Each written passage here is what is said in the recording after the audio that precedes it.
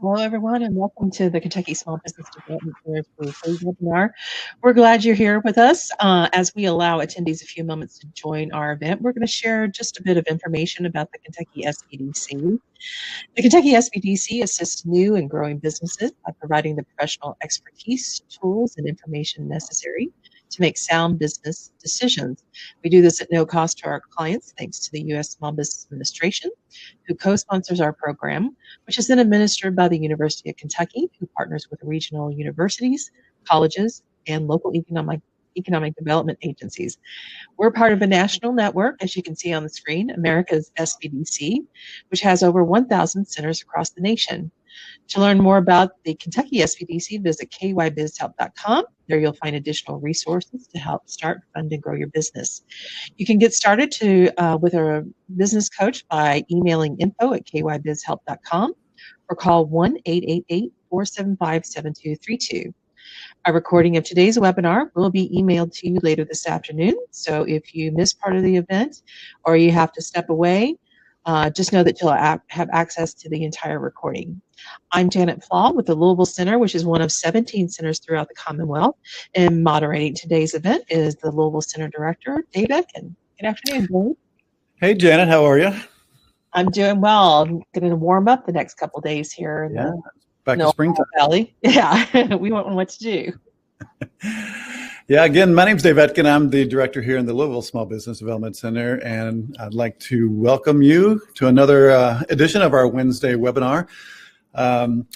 December is a great planning month. That's been kind of a theme that I've had here since November and December to kind of plan what to do to really push hard in the 21 and try to get back and gain some lost ground. And so our guest today is one of those people that I think everybody needs to know. He is one of those been there, done that guys. He has built 3 definitely large businesses, been successful in his career, and he is now working hard to help others do the same. So I'd like you to welcome Dale Gibbons, who we're just going to talk about kind of what we're going to do for the coming year. And so Dale, you really kind of are of the mindset that kind of planning for growth in the upcoming year is super important as well, aren't you? For sure. Absolutely. And there are some very important things that businesses can and should be doing right now in order to prepare for 2021 and make 2021 perhaps the best year they've ever had. Yep. Yeah. And I like the way you work, because instead of just having a nebulous goal about we need to grow and get more sales this year, you've got a step-by-step plan to do that you're going to share with everybody today. Mm-hmm. Mm-hmm. So with that, let's just jump right into it. Okay. Yeah. Thanks, Dave. So it's good to see you and everyone who I can't see. I can see Dave. I was telling Dave, boy, it's a lot easier when you could actually see and feel the energy of the people you're talking with. But for now, those days are on pause. But I'm glad to be here, Dave. Thanks for the invitation. I love serving and helping small business owners for sure. What we're going to talk about today is, as Dave said, some very, I really want to say fundamental, but almost always overlooked things that should be happening in your business that you could be implementing and doing in your business to help you really have a great year in 2021. If you haven't reached, say, $1 million in revenue yet, this will certainly lay the foundation to help you get there. And if you're already at 7 figures or more, then this is exactly what to be looking at and what to be doing to add that other 7-figure number. So I'm going to share a 5-step framework for more sales, more profits, more free time.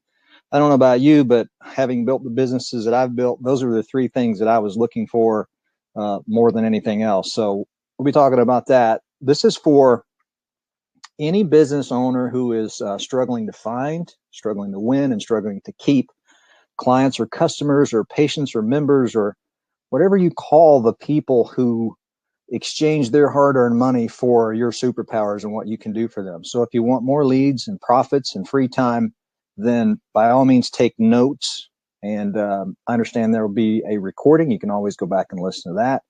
In the time that we have left, about 55 minutes. Again, the 5-part framework. I'll go over that. Think about it this way. They're in business. There's certainly a lot of hard work. You know about it. You feel it. You do it every day. There's a lot of guesswork. We don't like to admit that too much, but there is. We have to make directionally correct estimates about what to do next. We can't have certainty about everything. But if we have the right framework, then you can significantly reduce the hard work and the guesswork. And I'll share that with you. And we'll have time to go through 3 of dozens and dozens, approximately 60 strategies that I've identified that will operationalize this 5-part framework. To make it more specific, these are strategies that fit underneath this 5-part framework. So you can think of the framework as kind of that overarching umbrella, the strategies underneath it. I'll share 3 with you today that you will be able to implement as soon as we're finished. You can start on that. It doesn't require any additional money to be spent on marketing or advertising or anything like that. And these are things that can fundamentally and foundationally change the experience that you're having with the flow of leads and the flow of opportunities into your business. So I'm going to hand you the keys to dozens more strategies too as a free gift. I'll give you the details at the end. This is not a selling event by any stretch of the imagination. So if you have a credit card, put it away. None of that's required here. I'm going to share details with you. I'm going to give you access to a free e-learning academy, and also semi-fabulous prizes for those who are decisive at the end. Again, it's pro bono. It's not going to cost you anything, okay? Again, not as veiled sales pitch. I'm not going to leave anything out. The 3 strategies, I'm going to share it all, and you'll have the entire framework plus those actionable strategies when we get finished here, so you can put them to work right away. And I can't wait to hear your successes, by the way. That's always very exciting. Okay, so here's the framework. There's a guy named Chris McChesney who wrote a book, The 5 Disciplines of Execution. Not directly related to this, but one of the 5 disciplines of execution is to create a compelling scoreboard. That's one of the things he brings out in his book. So this should be something that you as a business owner think about as a compelling scoreboard. Number 1 is more leads. How many leads come into your business every year? Number 2 is more conversions. Of those leads, how many of those turn into new clients or customers or members or patients for you? And then thirdly, more transactions. How often does that new client or customer, how often do they purchase from you? How often do they exchange their hard-earned money for the value that you have to offer? And then fourthly, prices. One of the things that happens is, well, 2 things. We tend to underprice what we can do and the value of it, almost without exception. I see that with business owners, especially those who are just starting. And then the other thing here in the prices, it's a challenge, is discounting, which usually is not necessary and can really hurt your business. So number 5 is more profits. So you have more leads, more conversions, more transactions, higher prices, and more profit. So let's see how this works in a practical sense.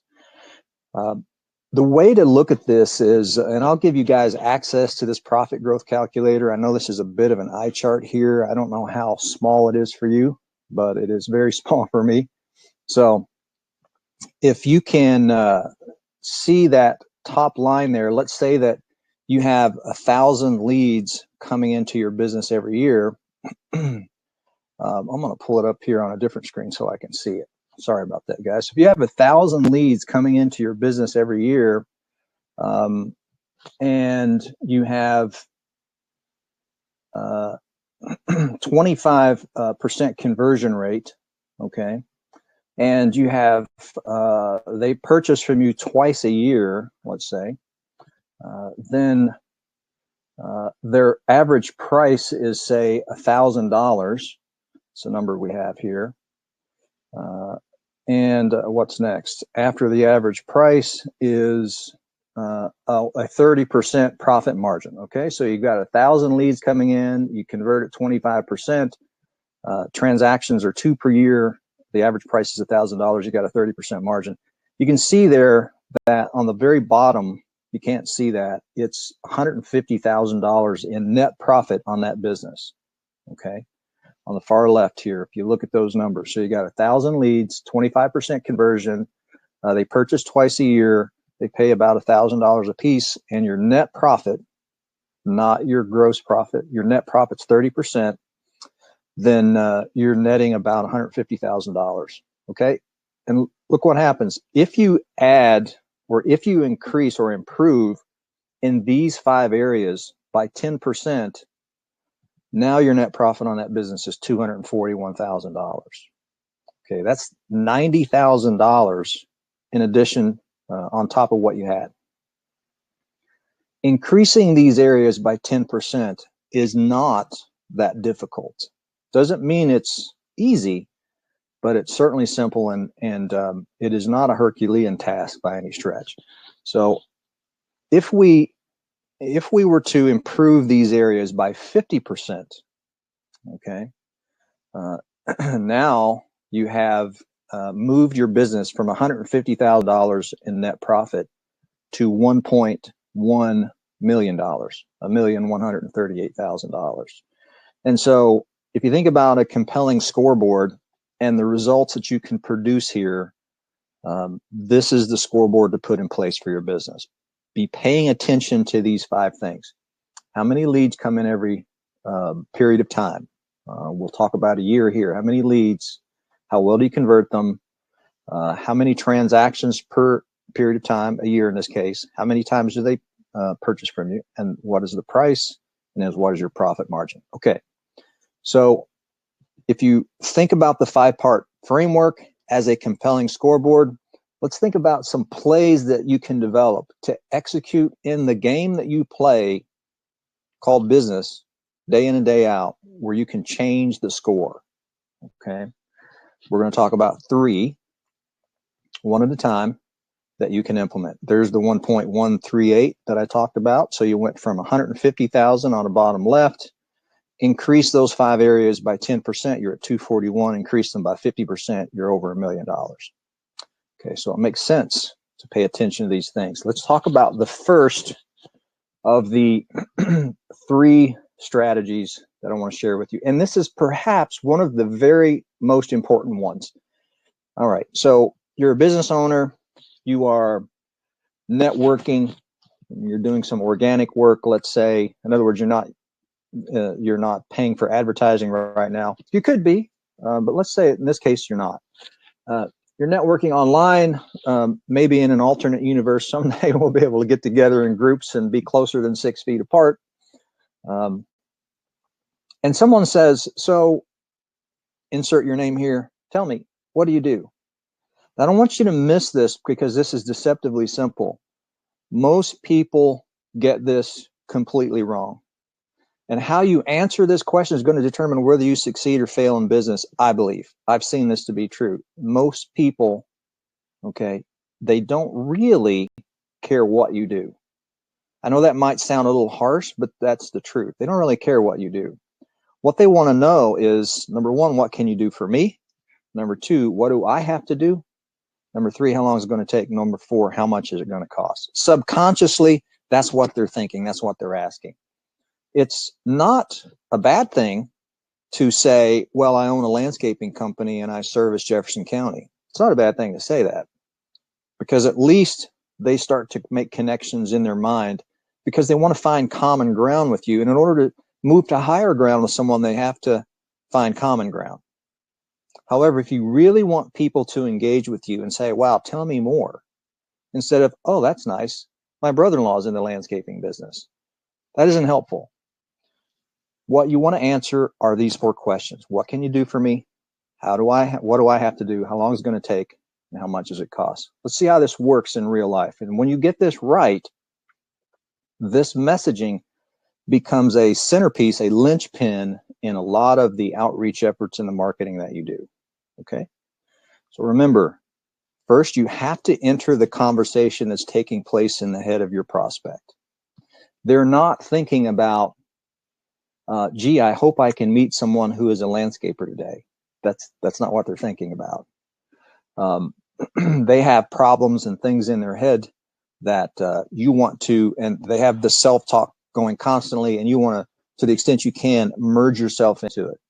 Another way to look at this is that to address the number one challenge that's in the mind of your prospect at just the right time. So remember, there's a problem that they have that they don't want, and there's a result that they want, but they don't have, okay?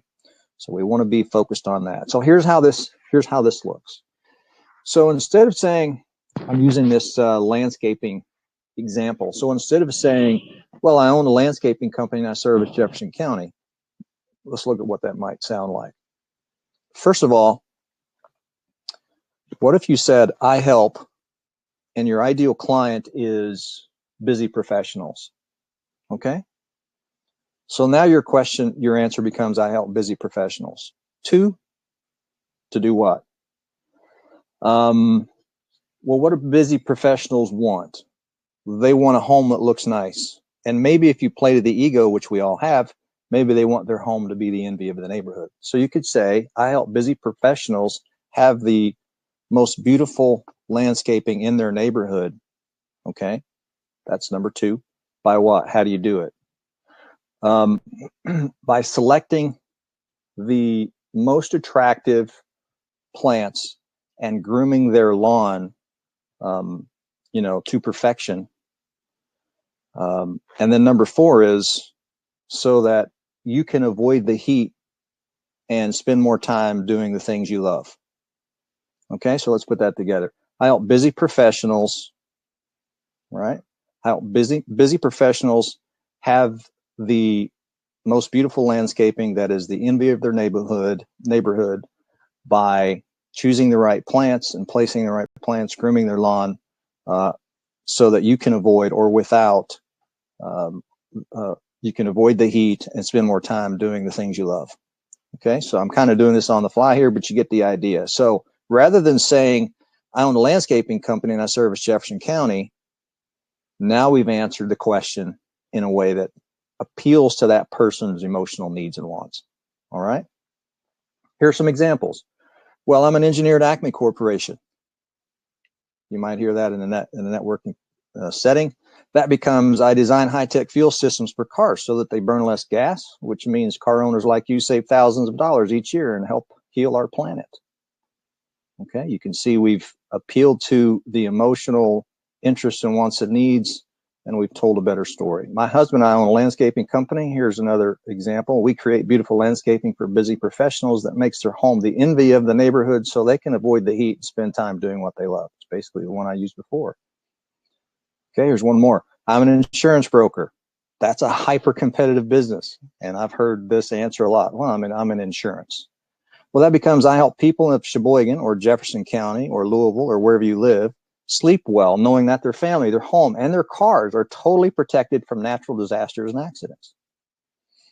So now we're talking to the emotional wants and needs of our clients. So strategy number one is create what we call a market dominating position statement or market dominating messaging. I'll share more with how to do this later, and I'll even help you get yours right. Okay. Just before we go on, here's a quick clue. I'm a little off the presentation here, but if you think about websites, anytime you're using the words on your website, quality since 1998, or those kinds of things, those are all centered and focused on you and your business when they should be focused on your prospective customer and their wants and needs. And so it's absolutely essential to turn this around. Folks don't really care about quality since 1995. They really don't.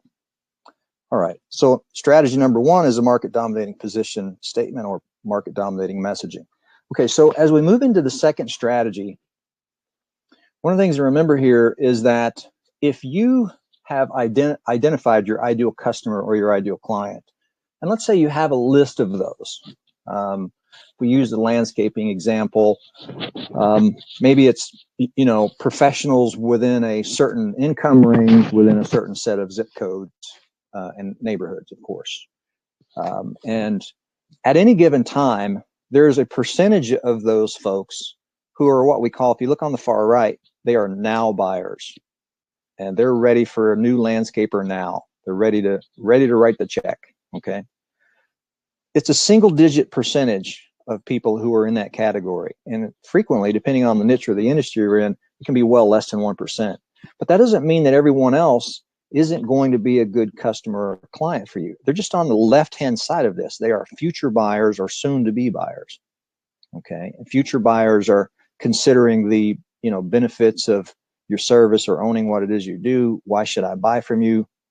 And then as they go a little further to the right to become now buyers, and then they're soon to be buyers, they start to think about objections and what could go wrong by making this decision. In other words, why shouldn't I do this? Okay.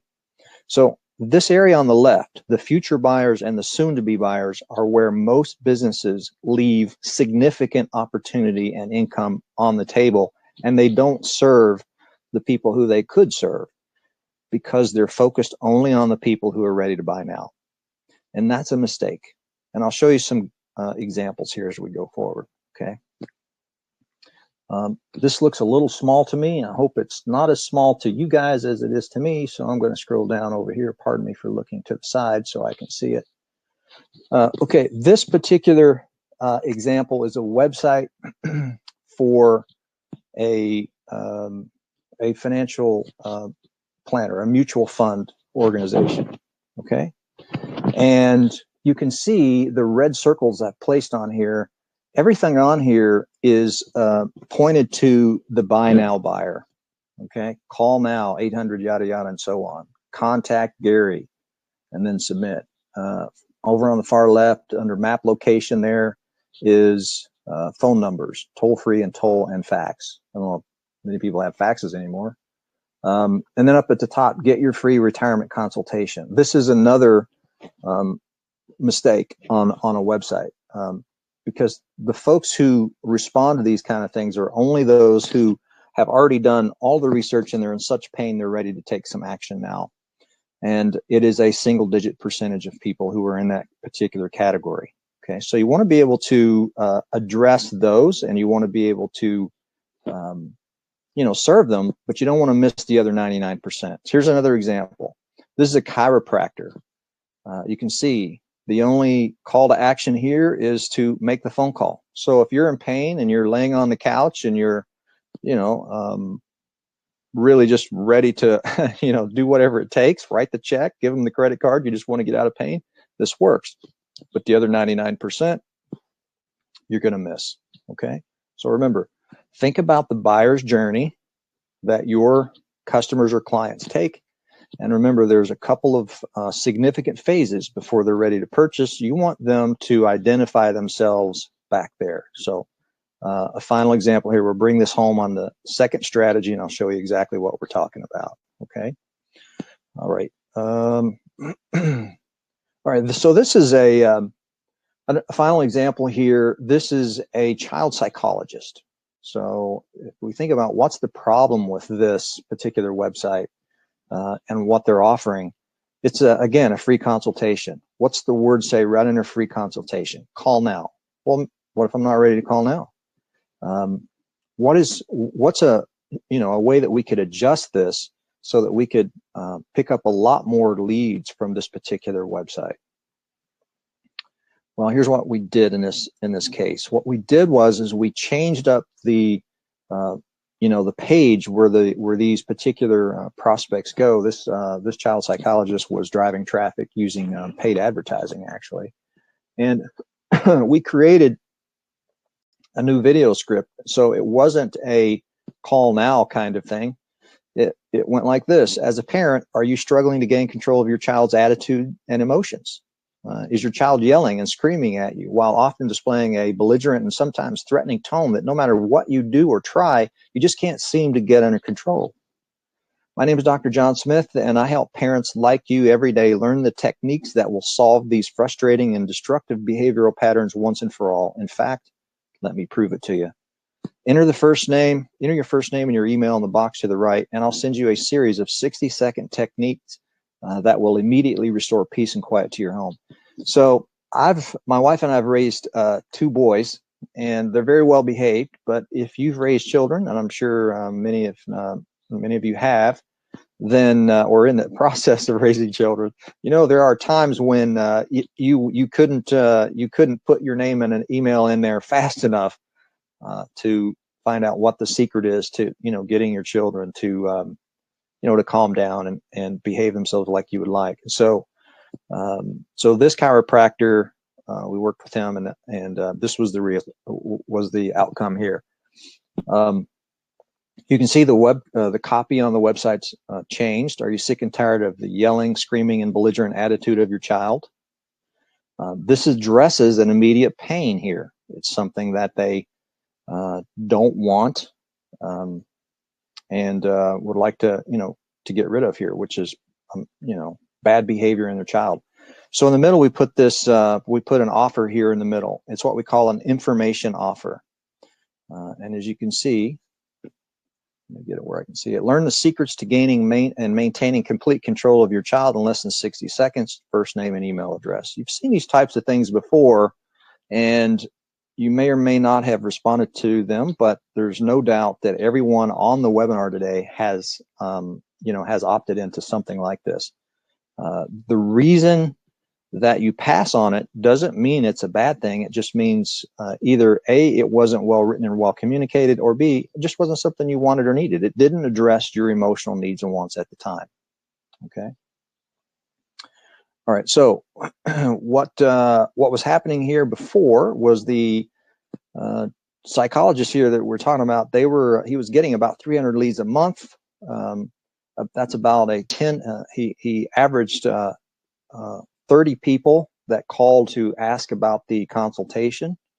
About 3 of those, or 10%, consented to the consultation, and all 3 became new patients. That's about a 1% conversion rate. That's not unusual at all. And after we redid the website, those 300 leads per month turned into 60 requests for the offer for the 60-second videos. About 6 or 10% of those consented to the consultation. All 6 became new patients at an average sale of $800. That's $2,400 per month increase for this child psychologist. It's almost $30,000, a little over $28,000 in an increase in revenue. And this was just through a simple change in the website and making a compelling informational offer. That's strategy number 2. Make a compelling informational offer. Has to be compelling. And so, again, there's different ways to do that, but the key word here is compelling. Okay. There's strategy number 2. By the way, any thoughts or questions that you have, I think we're going to be potentially answering those at the end. So jot those down and we'll cover them. Okay. All right. Strategy number 3. Let's move into that one. This is one of my favorite ones. I use this a lot. I'm in the middle of it right now with some different projects that I'll share with you, and that is joint ventures. Now you can consider this joint ventures with a small j and a small v if you want, where there's no elaborate contractual things and nobody's putting in money or anything. It can be that simple, or it can be more substantial. It's really kind of up to you. But they involve 2 or more businesses that decide to form a partnership to share markets, clients, customers, endorse a specific product or service to the customer base, and it's usually under a revenue share arrangement. Now, the key to being successful with this is to find folks who are complementary and kindred, but not competitive, and who are serving the exact same clients that you are. Okay. Now, one way to do this is look at the chain of events in the customer journey, in the buyer's journey that we looked at before. Very few people do this. It surprises me how few people do this. So this is what I mean by the event chain. Let's consider, for example, the wedding industry. And this is a typical event chain of vendors when someone is getting married. And this is top of mind and salient for me because my 2 boys are getting married this coming fall, late summer, fall. And so let's say that, like my sons, they've popped the question here, they propose. Well, they've probably gone to a jeweler before that. Then after that comes the wedding planner, then the church or the chapel, the reception venue, wedding dress, florist, wedding cake, printer. There's others in here too. Maybe there's a limo company that maybe that they want to be transported back and forth, in a limo. So there's others in here for sure that you could add. But watch what happens here.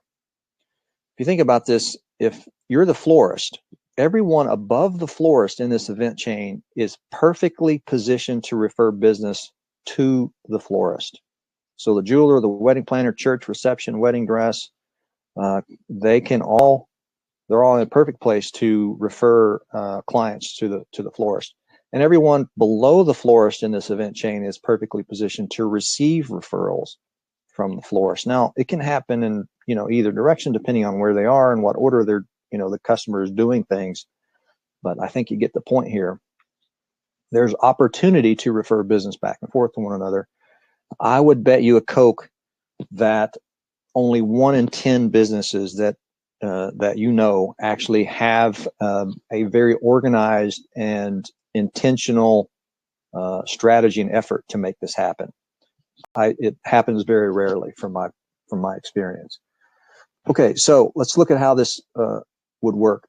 The question here is, could the florist receive just 1 referral each month, okay, from just one of the businesses above them? Look at where the florist is. You've got 1, 2, 3, 4, 5 businesses above them. Could they get 1 referral a month? Very likely, very realistically, yes, they could.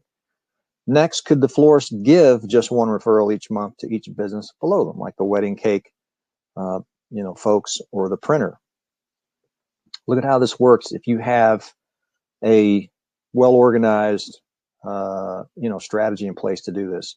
So if the average sales price for the florist's wedding flowers is $3,000, then just a single referral per month produces an annual increase of $36,000 in business. Okay. If the average sale price for a wedding cake is also $3,000 and the florist receives a 10% referral fee, then just a single referral per month produces an annual increase of $3,600. Okay. The average sale price for printing is $1,000 and the florist receives a 10% referral fee, then just a single referral per month produces an additional annual increase of $1,200. I think you're getting the picture here. If you add all this up, and the florist is now earning an additional $40,800 in annual sales. This is pretty conservative, by the way. But the point is, put these things together.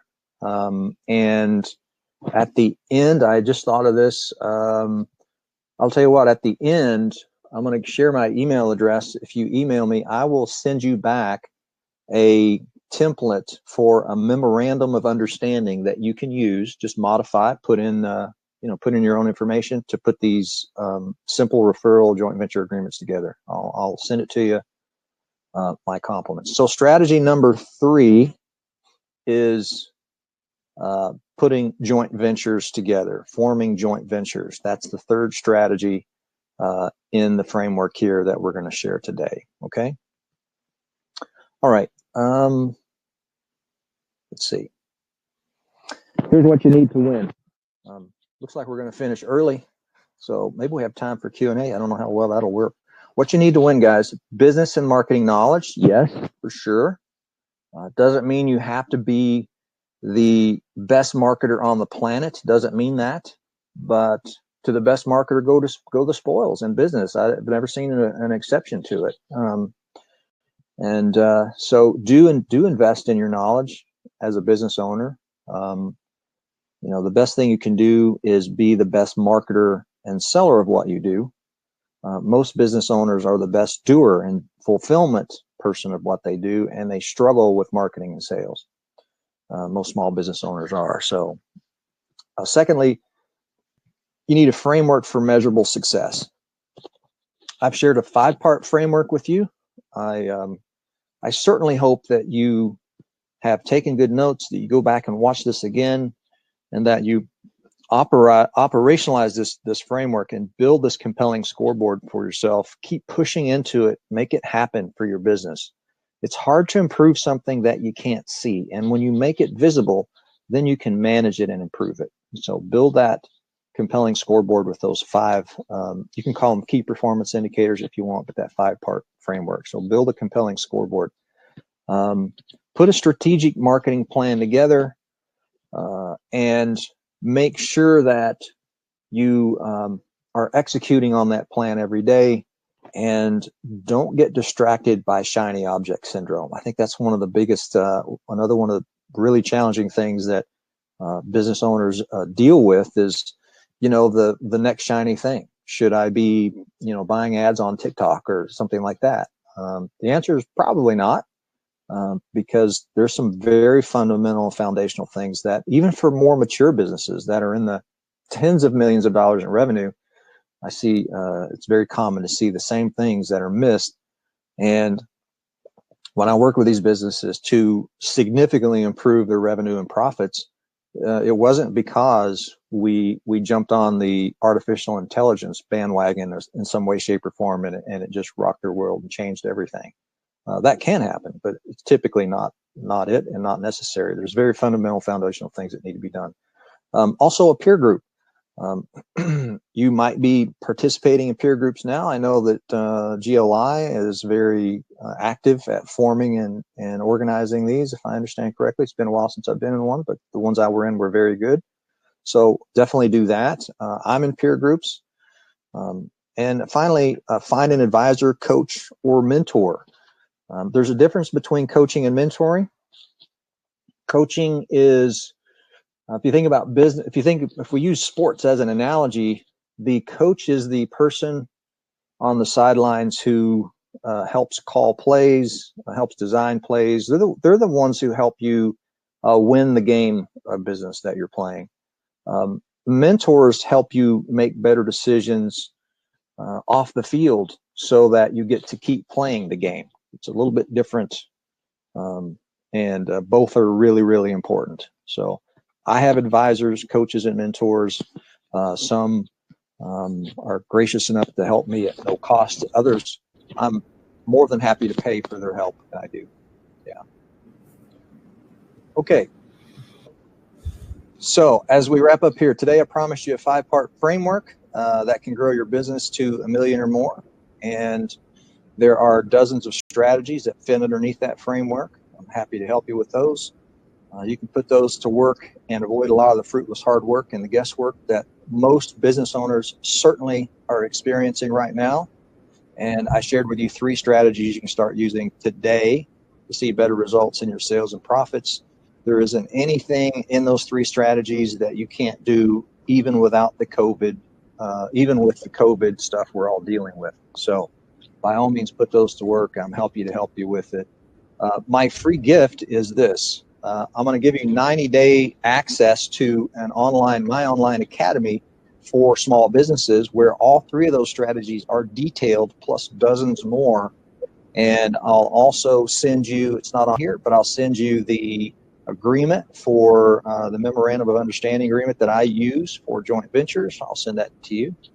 You can use it as you see fit. And I'll also, I'm happy to meet with you for 15 to 30 minutes to work through your market dominating position statement. I'll help you iterate on it and get it to the point where people are not pushing the button to get off of the elevator when you share what you do, but they want to stay on the elevator because they've got a lot more questions and they're fumbling to get your business card or connect with you on LinkedIn before you leave the elevator.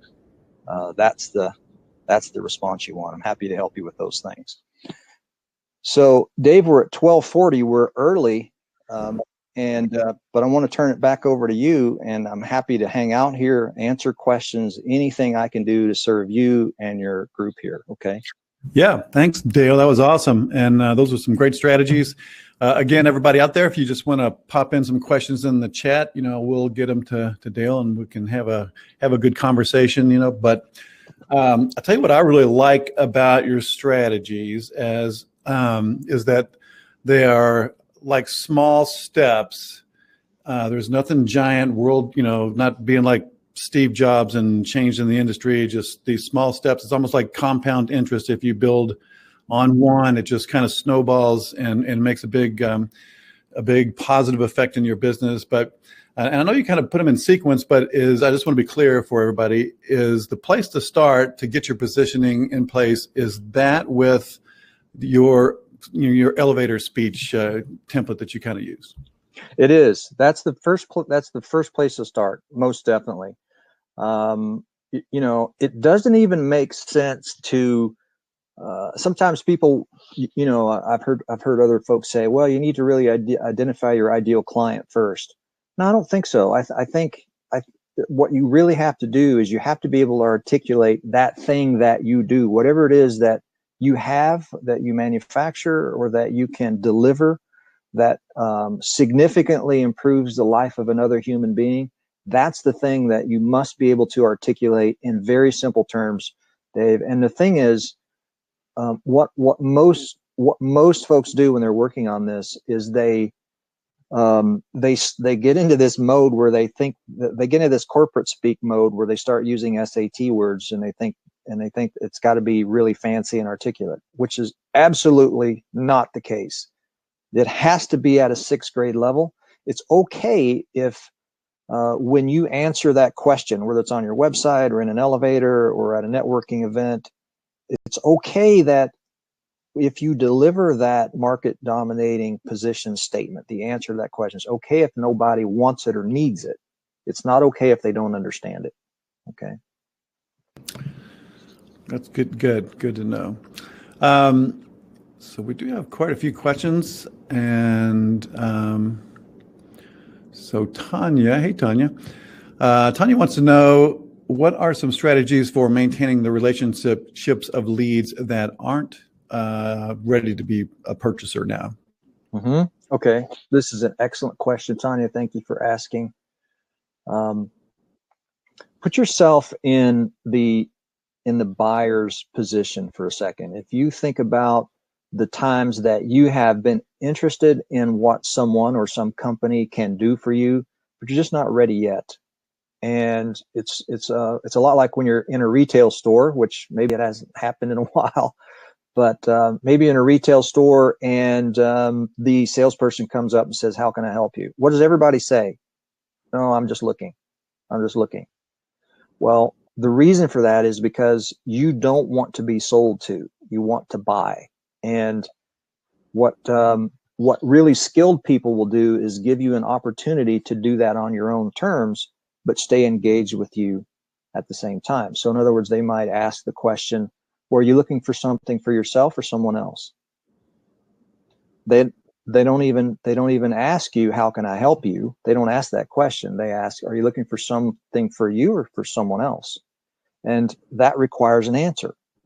And so the way to do this, Tanya, is to remember to enter the conversation going on in your ideal client's mind and deliver something of value to them, and do not ask for payment. That's the thing. It's a give, ask kind of model. Mm-hmm. So Dale, Cynthia says she really appreciated the talk today, and she says it's great timing. I just thought you'd like to know that. So appreciate it. Yeah. But so as part, we were looking at the websites. You kind of set the website as the call to action was always something kind of intangible, that there wasn't a lot of cost to the business owner to attract that next step, to begin the one-on-one relationship, the buyer's conversation. So how does one kind of run through that process of analysis and to kind of find a good call to action offer that that people will really take advantage of like that. Mm-hmm. Yeah. Well, think about all of the customers that you currently have, and even go ask them, what is it that is on their mind right now that is a pain that they are wrestling with, that they want to get rid of, or a pleasure that they want to, acquire or move toward. COVID presents an interesting and unique sort of twist on everything, because in some cases it flavors what wasn't there, a year ago. but at the same time, that also, as crazy as it might sound, it presents an opportunity for you to really stand out as someone who is a person of empathy and compassion for others. And so the thing to do is do your research on what it is that people are needing and wanting. So one easy way to do this is go on LinkedIn or Facebook, wherever your ideal client is. LinkedIn and Twitter tends to be the higher net worth folks, and then Facebook, and then probably Instagram, and then probably last would be TikTok. So go on there, do a little research, do some keyword research on what people are looking for, and simply reach out to your tribe, your clients, or even if they're not your client, but you would like for them to be, ask them if there's anything you could make, if there's anything you could solve in your business or whatever it is that you do, what would it be? So for me, I asked the question, if you could improve or change anything in your business to make 2021 your best year ever, what would that be? So take that question and apply it to you and your ideal client or your ideal customer, and ask that question. Nice. Other than the on joint ventures, other than the commission, the referral commission, what are some other ideas to kind of entice this type of relationship, where you kind of, build a really strong relationship, and it's not so much just a quick monetization going forward? Sure, you don't have to even monetize these. It's common that I don't always do that. What can be an exceptionally valuable relationship is one where you're simply aligning in principle, and your goals are the same. As an example, I recently, back in October, put together a joint venture with an organization in the Cincinnati area, and there's no exchange of money one way or the other. However, I am adding a lot of value and underwriting some things to give to their customers. And in exchange for that, I get to have access to those customers because I am kindred and complementary and in no way competitive to them. And so there's no money that moves back and forth at all. They didn't want that. In fact, they would prefer that it didn't happen. And some people you might partner with are very much like that. They just, no, I don't want any money for this. I just want to serve. I want to serve my customer, and I think you can really help them out. Allow that to happen, and let that just be very natural, and don't try to force a commission thing or a referral fee thing, unless it's a very natural thing to do, and it's okay. It's totally okay to do that. Nobody should be, ashamed of it or anything like that. That's compassionate capitalism if done correctly. Awesome. So just a reminder, everybody, if you want access to any of those things and get the memo of understanding, there's Dale's email up there. Just shoot him a quick email, and he'll send all that to you and give you access to that. Back to the JV question. Are your company's vendors a good source of JV leads and stuff? The companies I work with, my clients? Well, I'm talking like if I look for joint ventures along the chain, I'm part of a customer or a chain sure. With my vendors, more or less. Is that a place to look at, or is it less successful looking at the customer? No, it's very successful. Absolutely. It's one of the best places to start, for sure. Yeah. And Yeah, it's really just be thinking about who is in your orbit, in your sort of first degree circle, if you want to think of in LinkedIn terms. Who's in your first degree circle who serves the same client or customer that you serve, whether they're in the chain of the buying chain, right, or not. Um, Mm-hmm. and these days it's incredibly easy to have conversations with these folks. Now, one caveat here, Dave, is that you can fill your whole calendar up with people and meetings when if you send a message saying, "Hey, Dave, I think I have customers who could benefit from your service. Would you like to meet and talk?" You're going to fill your whole calendar up. Okay, so I wouldn't do it that way. Mm-hmm. You want to do your research, make sure you understand the company, what they're doing. Hopefully this is somebody you know. And this is the reason, Dave, this is why I'm doing this webinar. You and I have met quite a long time ago. Mm-hmm. And what did we do? We had a conversation from another conversation I had. It was hey, do you know Dave Etkin? I said, yeah, absolutely. It's been a while since I talked with him. Yep. The COVID thing put the kibosh on a lot of live stuff we had planned at GLI and other places. And I said, wow, I need to go dust that back off again. I think I might be able to help Dave. And we have a conversation. Here we are. Yeah, that's so true. I think this question from Ann, I think she's asking about market research, but is there a tool out there that has aggregated expectations per industry for lead to conversion rates? Wow. Yeah. What a complex question. Is there a tool out there that has aggregated information on lead to conversion rates? I'm not sure I understand exactly what she's wanting to get from the tool. Maybe I missed that. Yeah. To me again, Dave. I'm assuming I guess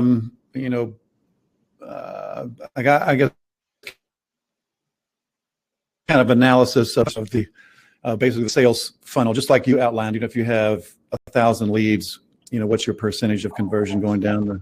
Yeah, I see. So putting this scoreboard together and kind of measuring things and things like that. Yeah, I guess that would be helpful if it exists, and probably everything exists. But that would give you a benchmark to kind of see, that should I focus on the top of the funnel, or is my conversion rate weak? That sort of thing. Mm-hmm. Yeah. Well, setting these automations up can be a little bit tricky. There are there's so many CRM-like systems out there and point-of-sale systems that connect to everything. I know this can be a daunting web of options to unravel and navigate. It can just make your head hurt.